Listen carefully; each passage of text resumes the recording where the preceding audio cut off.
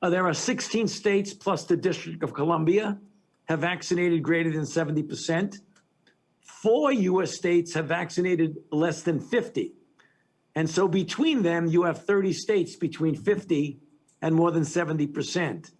And those are the individuals that we need to concentrate on. But let's take a look at what the challenge is. Next slide. If you look at the growing threat of what we're all concerned about, the Delta variant, what do we know about that variant? The transmissibility is unquestionably greater than the wild-type SARS-CoV-2 as well as the Alpha variant. It is associated with an increased disease severity as reflected by hospitalization risk compared to Alpha. And in lab tests associated with modest decreased neutralization by sera from previously infected and vaccinated individuals, but efficacy, as I'll get to in a moment, is something that is held up. Next slide.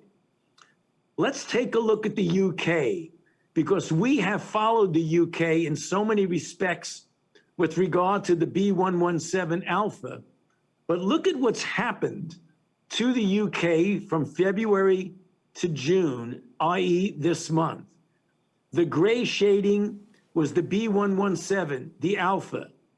Look at how the Delta in red completely began to dominate the isolates throughout the UK to the point where it's well over 95% now.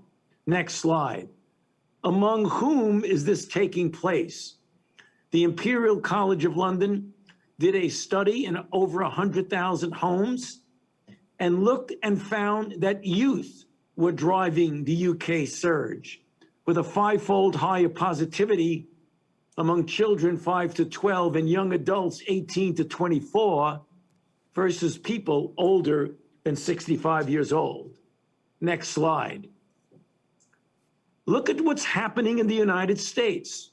We seem, as was the case with B117, we seem to be following the pattern with the Delta variant, with a doubling time of about 2 weeks. If you look from the May 8th with 1.2 to 2.7 to 9.9, and as of a couple of days ago, 20.6% of the isolates are Delta. Next slide. Here is now some of the good news and one of our tools, the effectiveness of the vaccines. In this case, 2 weeks after the second dose of Pfizer-BioNTech was 88% effective against the Delta and 93% effective against the Alpha when you're dealing with symptomatic disease. Next slide.